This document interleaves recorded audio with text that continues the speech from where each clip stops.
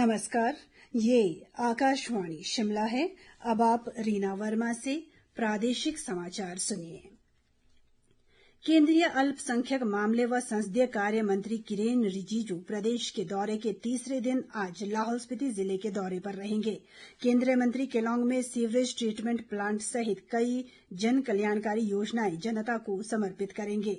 उन्होंने बीते कल किन्नौर जिले में भी विभिन्न परियोजनाओं की आधारशिला रखी। इनमें पूह में करीब 9.5 करोड़ रुपए की लागत वाले 2 इंडोर खेल स्टेडियमों का शिलान्यास शामिल है।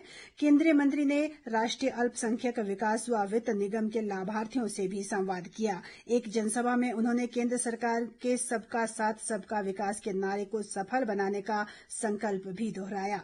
उन्होंने जिला अधिकारियों को तय समय में योजनाएं पूरा करने के निर्देश दिए। हमने पैसा दिया, आज इसको इम्प्लीमेंट करते हैं, लेकिन सही समय में अगर इम्प्लीमेंटेशन नहीं होगा तो उसका जो दूसरी बार जो राशि आना है उसमें विलम्ब होगा। इसलिए जो डिप्टी कमिश्नर यहाँ आपके जिला अधिकारी हैं और बाकी जितना भी यहाँ डिपार्टमेंट के ऑफिसर हैं, जो इंजीनियरिंग डिपार्टमेंट के लोग हैं, उनको मैं अनुरोध करता हूँ कि समय पर स्कीम को कंप्लीट करने का कोशिश करना चाहिए। केंद्रीय श्रम व रोजगार और युवा मामले व खेल मंत्री डॉक्टर मनसुख मांडविया ने कल शिमला में कर्मचारी राज्य बीमा निगम की 196वीं बैठक की अध्यक्षता की। बैठक में निगम के बुनियादी ढांचे और स्वास्थ्य सेवा वितरण को बढ़ाने के उद्देश्य से कई योजनाओं, नीतियों और प्रस्ताव को मंजूरी दी गई। कर्मचारी राज्य बीमा निगम ने देश भर के नियोक्ता व कर्मचारियों के पंजीकरण को बढ़ावा देने की योजना SPREE को फिर से शुरू करने की मंजूरी दी है। मूल रूप से वर्ष 2016 में शुरू की गई इस योजना ने 88,000 से अधिक नियोक्ताओं और 1 करोड़ कर्मचारियों के पंजीकरण को सफलतापूर्वक सुगम बनाया था। नवीनीकृत योजना 1 जुलाई से 31 दिसंबर 2025 तक खुली रहेगी। कर्मचारी राज्य बीमा निगम ने एमनेस्टी स्कीम 2025 को भी मंजूरी दी है, जिसका उद्देश्य कानूनी झगड़ों को कम करना और ESI अधिनियम के तहत अनुपालन को बढ़ावा देना है। इसके अलावा बैठक में ESIC की संशोधित आयुष नीति को भी मंजूरी दी गई। प्रदेश सरकार चिकित्सा महाविद्यालयों के उन्नयन पर 1,100 करोड़ रुपए खर्च कर रही है, जिससे 1 वर्ष के भीतर प्रदेश में चिकित्सा क्षेत्र में विशेष परिवर्तन देखने को मिलेंगे।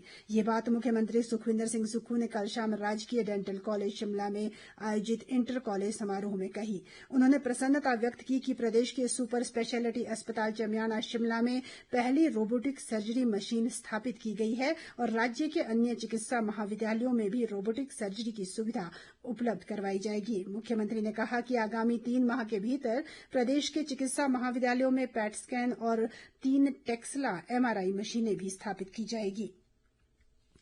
कठिन भौगोलिक परिस्थितियों वाले आकांक्षी जिला चंबा के लिए सरकार ने क्रिटिकल केयर यूनिट स्वीकृत किया है, लेकिन इसका निर्माण कार्य शुरू नहीं हो पाया है।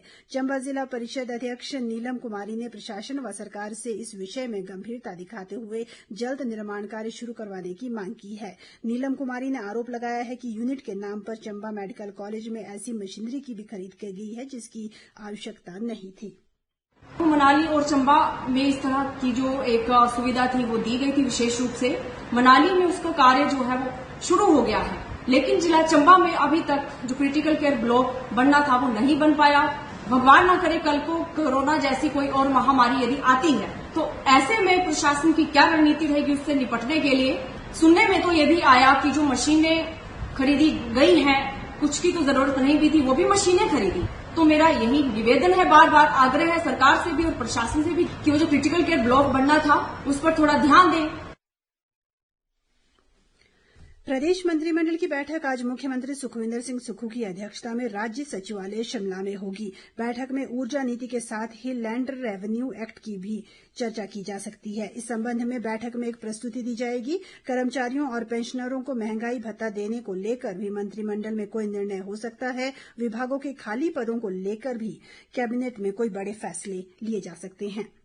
प्रदेश के विभिन्न क्षेत्रों में बीती रात से मानसून की वर्षा का क्रम जारी है। मौसम विभाग ने आज भी प्रदेश के 8 जिलों में कई स्थानों पर भारी बारिश का येलो अलर्ट जारी किया है। इस बीच कुल्लू जिला में मानसून की सक्रियता को देखते हुए सभी जल विद्युत परियोजनाओं में early warning system, siren, hooter और माइक प्रणाली सक्रिय रखने के निर्देश दिए गए हैं।